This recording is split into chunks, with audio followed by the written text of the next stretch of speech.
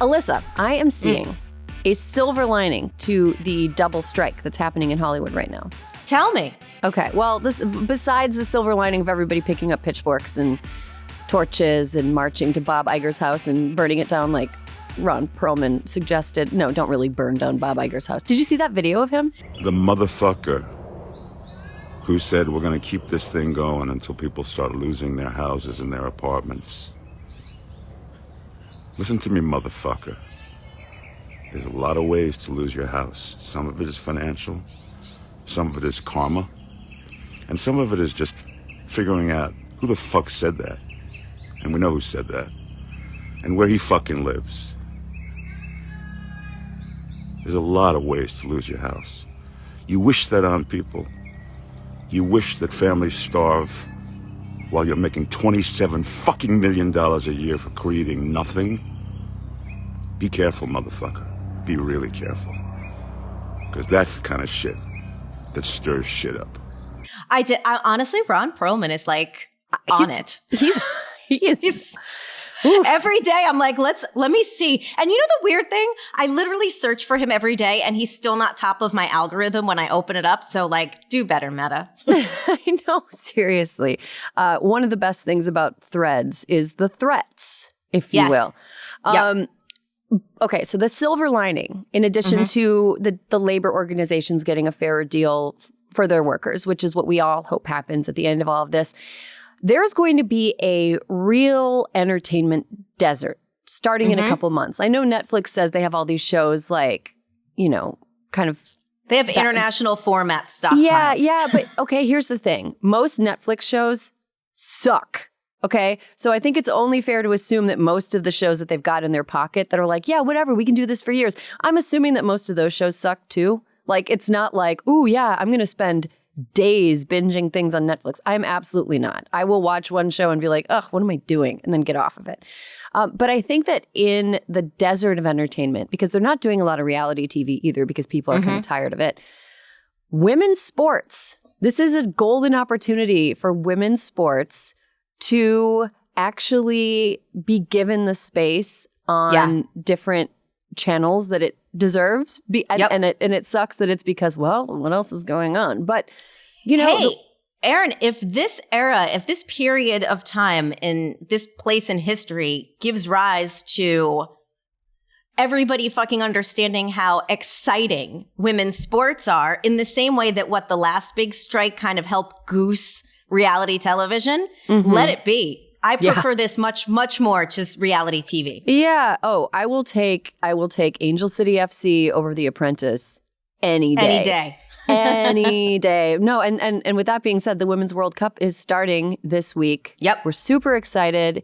It's, I would say, friend of the Crooked Network, Megan Rapinoe. We can call her friend of the Crooked Network. Absolutely. She's got her own Lego now, too. Yeah. Well, Megan Rapinoe's last World Cup.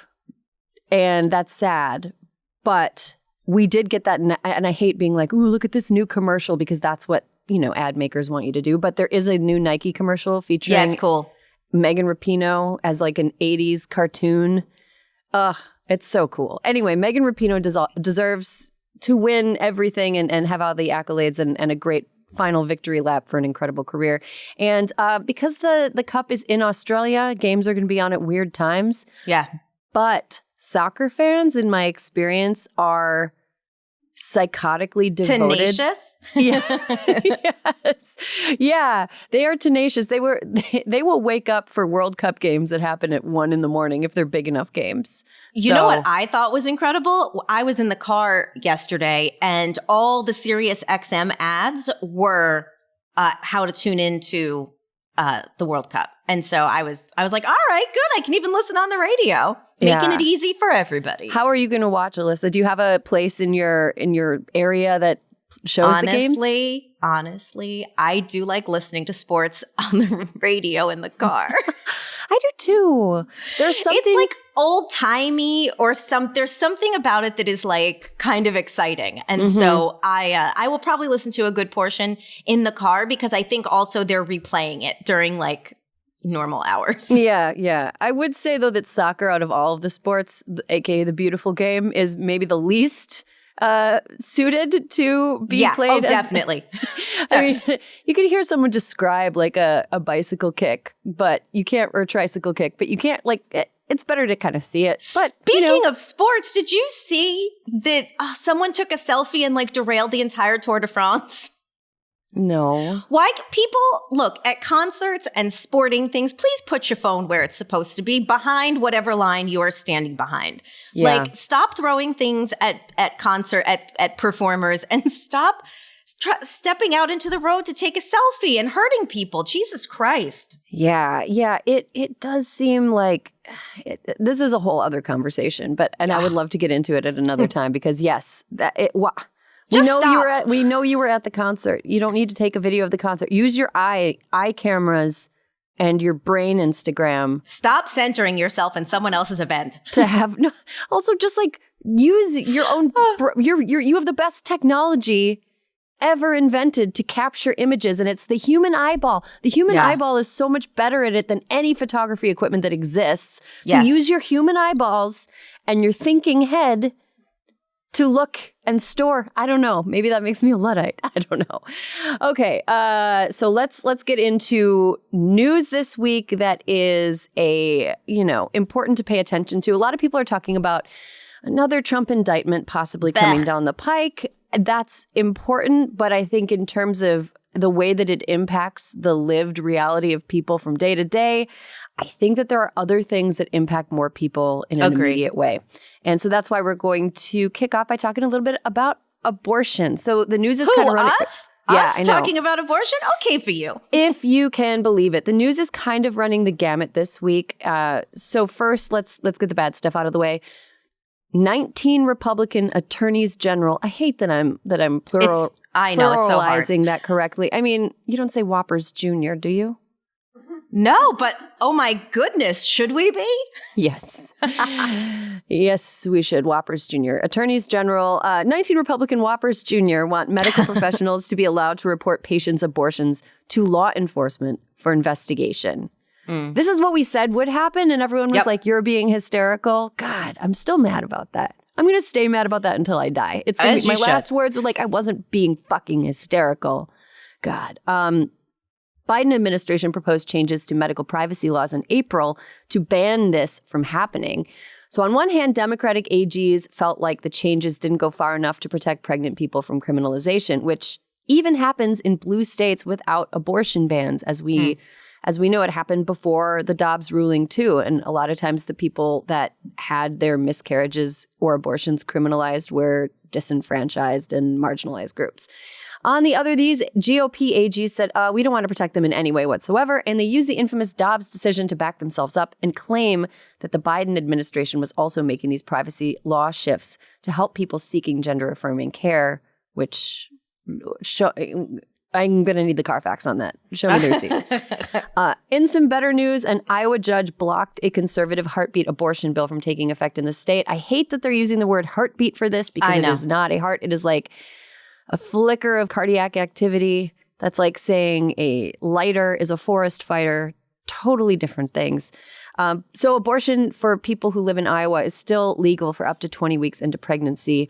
Iowa's Governor Kim Reynolds has signed the bill, the 6-week ban, at the Family Leadership Summit, a political and evangelical event held in the state. Reynolds said she'll keep fighting this all the way to the Iowa Supreme Court, although the last time she did that in 2018, she failed. So keep fighting this losing battle, honey. And friendly reminder, we got a lot of response from listeners in Ohio. Shout out to the people with the tenacity to remain in Ohio.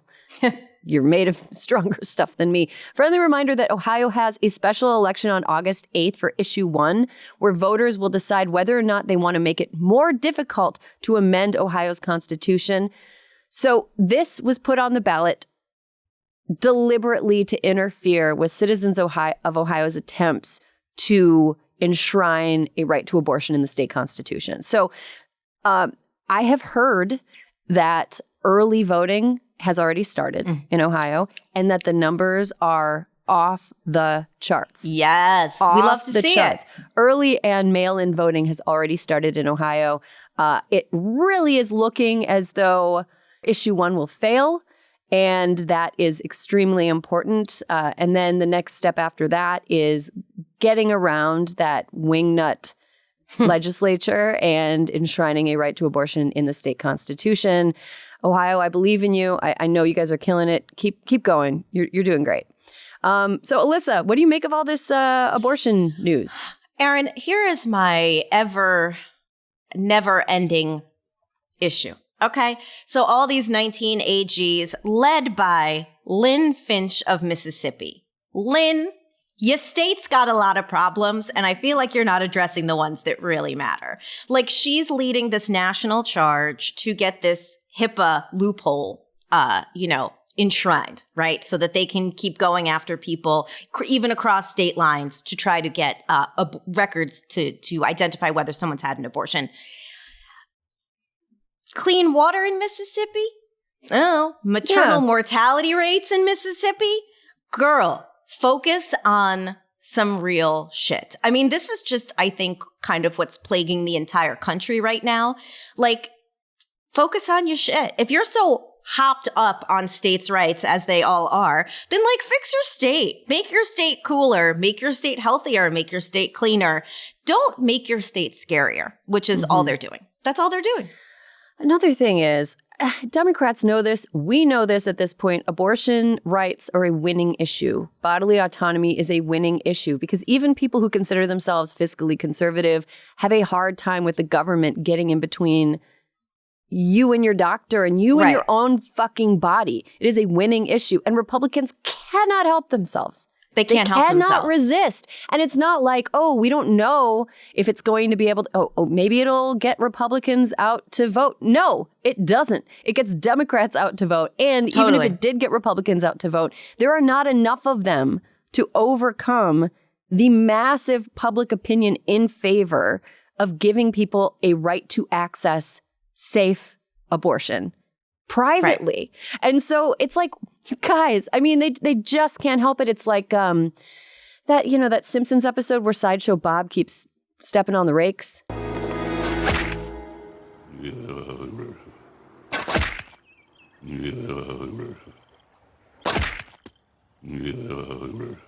Yes. Over and over and over again. They cannot help doing it. So, I mean, keep going, guys.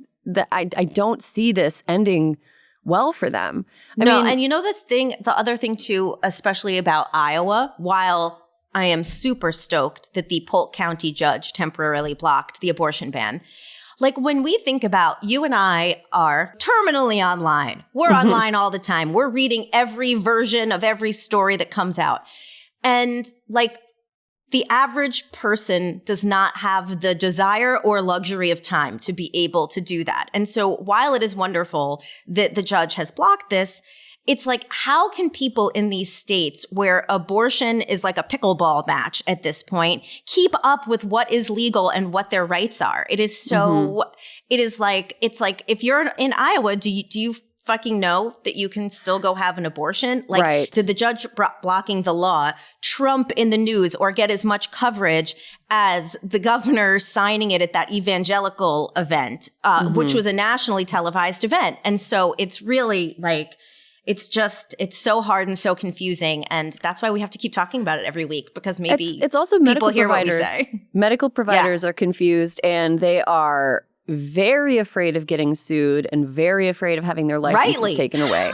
I mean, yeah. And so even if it is legal temporarily, it might be difficult for patients to find that care because medical providers are like, we're still going to not do it, And it's not really something that they can not do. And then you can be like, well, I'm going to sue you. It's like time is of the essence. You're pregnant now. You're not getting any less pregnant.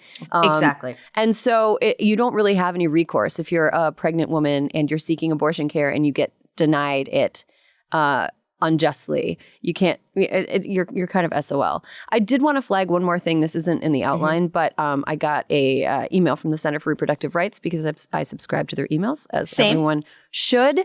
A court in Texas is going to hear arguments over the next couple of days in Zarowski versus the state of Texas, which is the lawsuit that we've talked about on the show where women who were denied abortions despite serious pregnancy complications that were life and health threatening and fertility threatening. This is the lawsuit brought by them. There are 15 plaintiffs. They're all super brave and incredible. So stay tuned when it comes to that case. That case, I think we're going to see a lot of those brave women and the doctors and the plaintiffs, and that case is going to be around for a while. So we're flagging that, keeping an eye on that. Okay, what else do we have to talk about today? Oh, your favorite political party. They're not a political party. They're some kind of party. They're a group that takes dark money. Okay, Erin, unfortunately, no labels making moves to be a third party. They might be joining the 2024 election, which might make it even harder for a progressive to win in 2024. Centrist group No Labels hosted a town hall earlier this week announcing that if the upcoming election becomes another Trump versus Biden showdown, they'll jump into the election with a third party and quote unquote bipartisan ticket. A third party would likely just create division among Democrats and make it easier for Trump to win. Republican, Erin. Are we sure? Are we sure about that?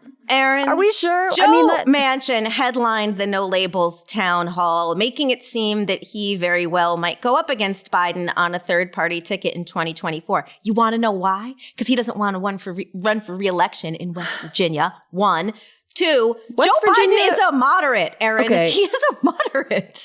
West Virginia popularity is not portable. West Virginia is one of America's weirdest states. Demographically, economically, it is culturally, it is a weird place. And I think people who live there would agree. It is the whitest state in America, first of all. It is massively economically depressed.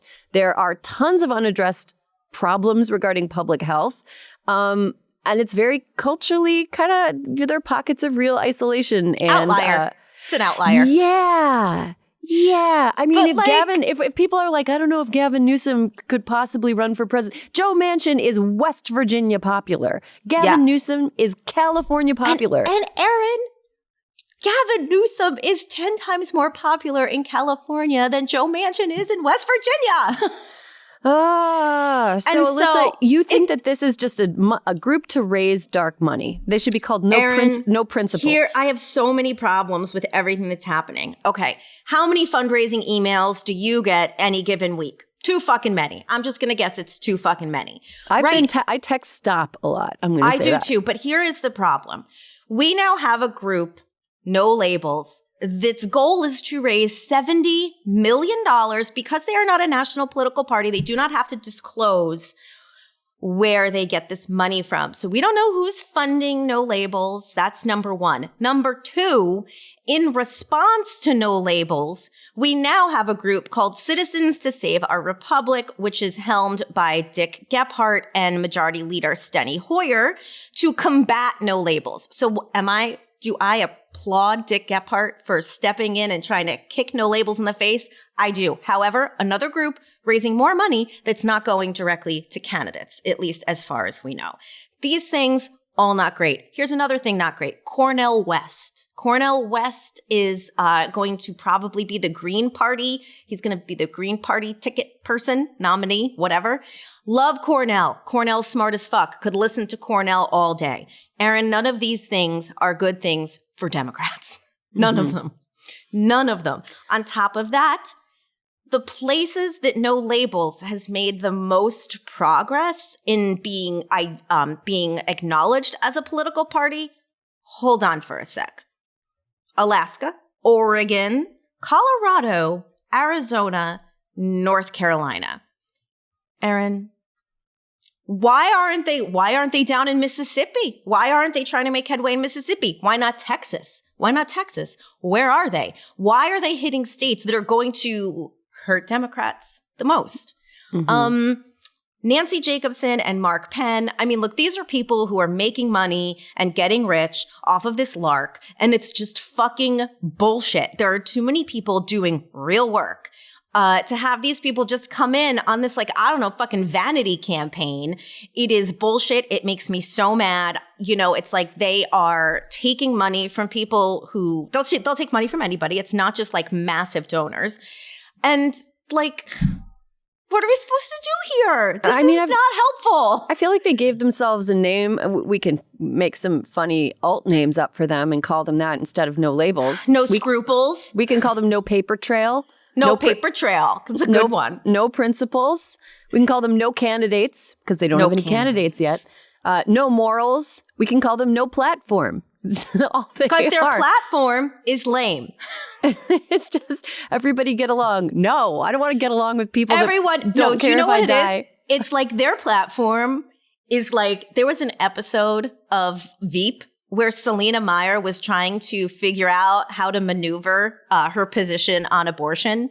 And it's a satire, so it was very funny. But it is exactly how they are trying to thread the needle on all their issues. They're like, well, there are two sides to the abortion story, and we're just going to bring them closer to the middle. Can you just what does that mean? What if you're forced to have half a baby? How about that? Right. And then who's going to take care of half the baby? Well, No labels. Let us know when you've got an answer to that one. Oh, man. Yeah. I just also, sorry, No Labels. You couldn't find a woman? Couldn't find a person of color? Having a No Labels moderate group means No only melanin? white dudes? No melanin. That's another, yeah. Just right. No melanin.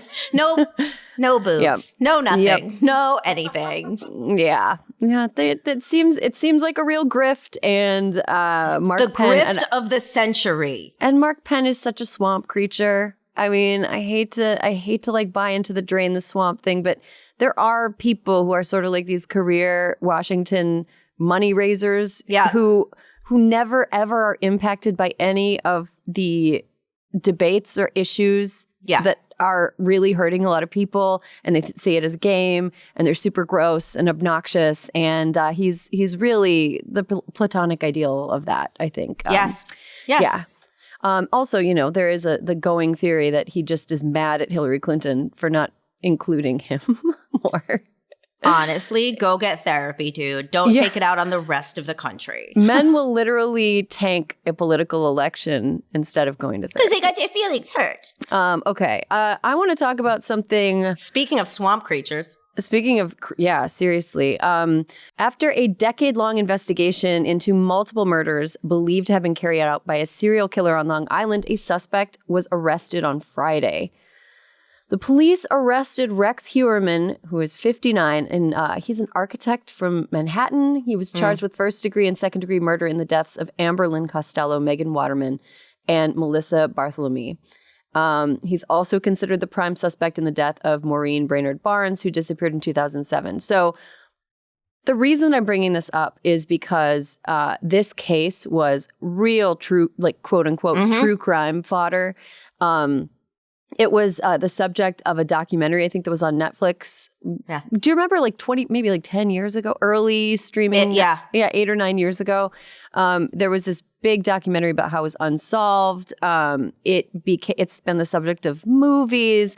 Part of the reason is because the case was first discovered, the existence of a possible serial killer was discovered because a woman named Shannon Gilbert, who was a 23-year-old aspiring singer, vanished on May 1st, 2010. And prior to her death, she made a 23-minute 911 call where she wandered around confused and disoriented in the Oak Beach neighborhood on Long Island, where she earlier had an escort appointment. And she was begging for help. She was saying people were after her and she was in danger. Her body was eventually discovered in December 2011 in a marsh near Oak Beach.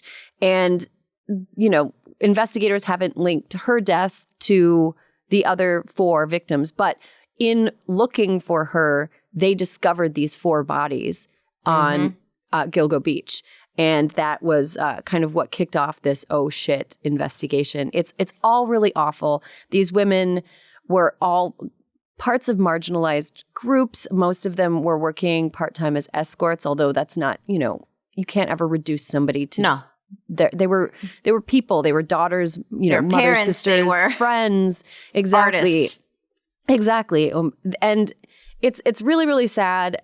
I want to say that this is, in the investigation, since they've captured him, they've uncovered all of these things that indicate something that we have talked about is a larger theme in the U.S. culturally, and that is the tie between an affinity for guns and misogyny and violence against women and a feeling of entitlement. How many guns did they discover in his house?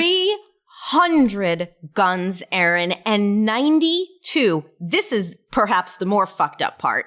92 gun permits. Erin, how does that happen?